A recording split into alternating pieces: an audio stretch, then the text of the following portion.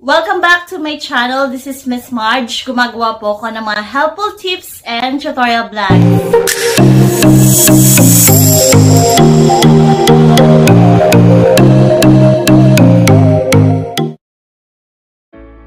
It's another day of tutorial. Welcome to my channel. This is Miss Marge. Kung interested po kayo sa aking mga topics, please don't forget to subscribe para updated kayo sa aking mga updated tutorial vlogs.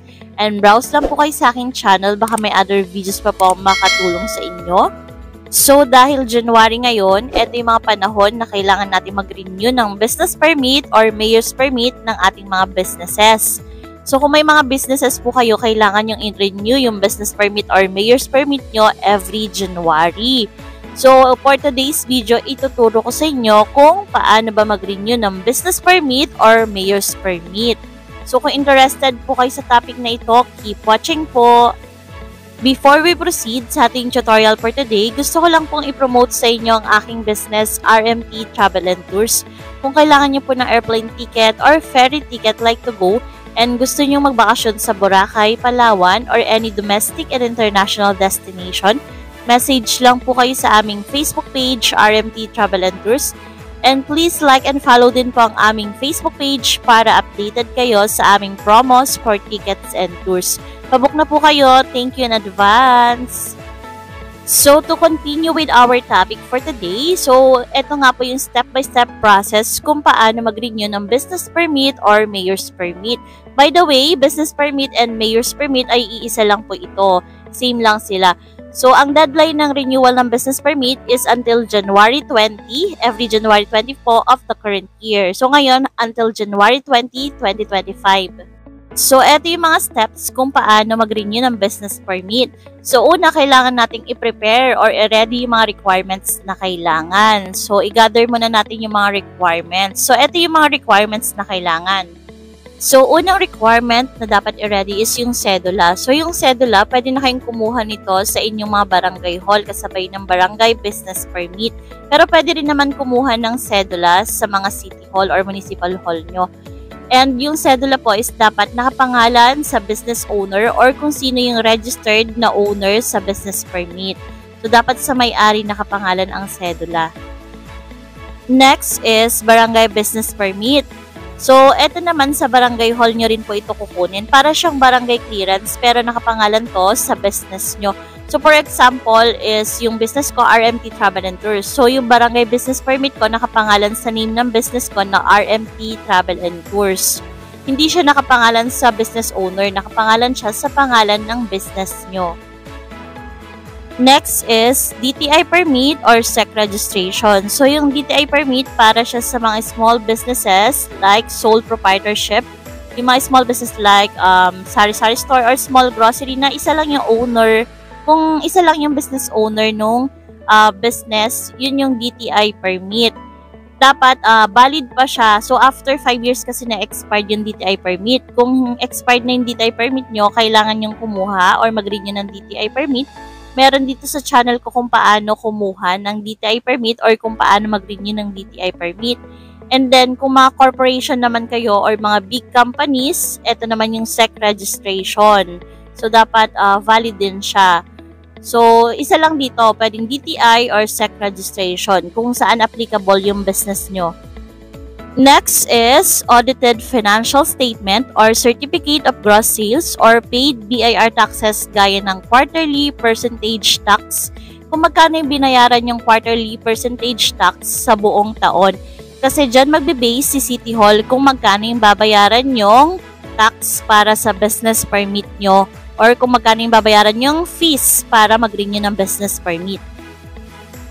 Sa ibang city hall naman, hindi na nila nire-required yung audited financial statement. Kung magkano na lang yung dineclare yung gross sales dun sa application form ng renewal ng business permit. Lalo na kung small businesses, dun na lang sila nagbe-base sa declared nyo or sinulat nyong gross sales dun sa application form ng renewal ng business permit.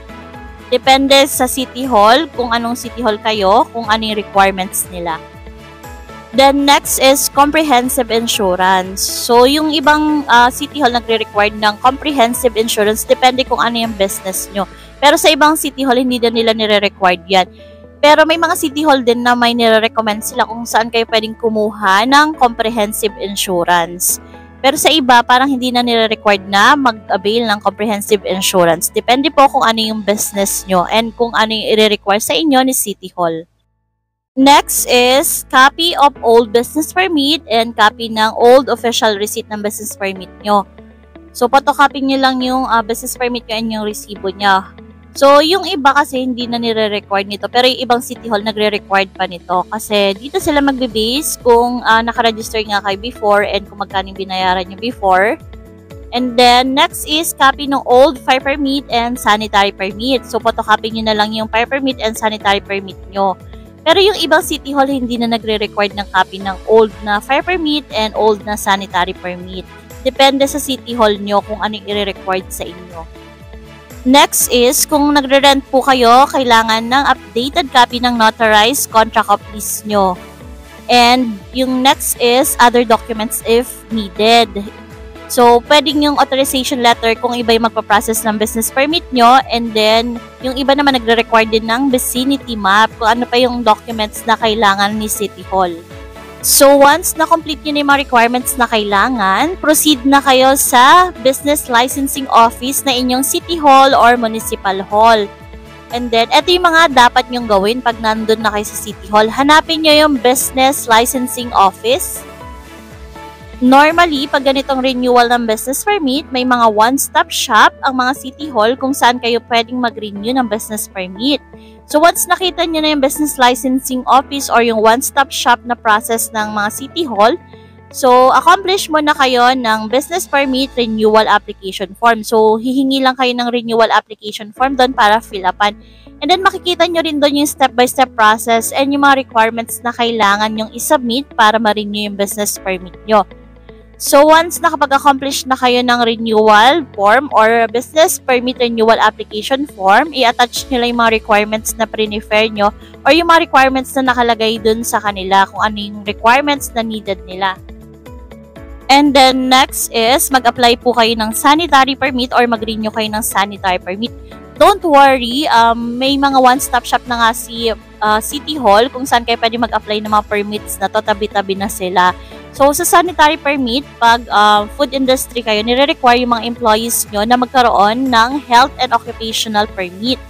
And then next is, mag-apply or mag-renew din kayo ng fire safety permit nyo.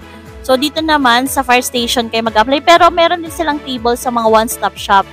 So, dito, nag-i-issue sila ng fire inspection form or fire safety inspection form kung saan mag-inspect sila sa inyong business office kung ano yung marirecommend nila. Like, pagbili ng fire extinguisher. Yung iba may nire-recommend din silang supplier kung saan kayo pwedeng bumili ng fire extinguisher. And yung iba naman, to follow na inspection, nag-i-issue na ng fire safety, parang temporary fire safety permit. Depende kung paano yung process ng City Hall nyo sa issuance ng fire safety permit. Next is, mag-apply kayo ng other permits na needed. So, yung iba kasi may mga zoning permits pa. Kung ano yung i-require sa inyo ni City Hall, depende sa business or nature ng business nyo. So, once na complete nyo na yung mga permits na kailangan, so, isasubmit nyo ulit sa business licensing office. And then, magbabayad na kayo ng fees kung magkano yung na-compute nila na babayaran nyo. Saka i-issue sa inyo yung business permit and business plate nyo. And then, yung ibang City Hall pala, may mga online application na sila or online renewal ng business permit. So, check nyo sa City Hall nyo, baka may online process na sila. Comment down below po kayo, baka may mga suggestion kayo o sa ang mga City Hall online na yung process ng renewal. Pero ito pa rin naman yung mga requirements na kailangan pag nag-renew ng business permit. So, comment lang kayo kung anong mga pwedeng makatulong sa ating mga viewers. And lastly, para sa annual BIR registration, may lumabas na memo nung January 24, 2024 na effective January 22, 2024 ay hindi na natin kailangang magbayad ng 500 pesos na annual BIR registration. So, wala na tayong babayaran sa BIR yearly na 500 pesos.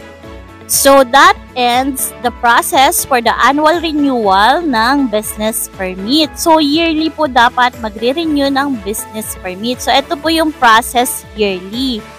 So, That's all guys. Kung may any questions po kayo, feel free to comment down below lang po.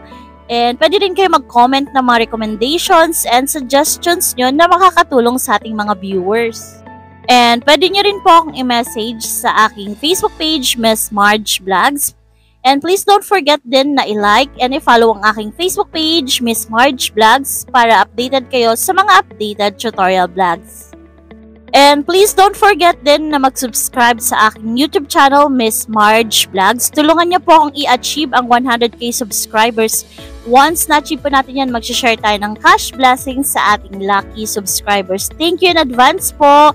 Thank you for watching. See you on my next video. Bye-bye!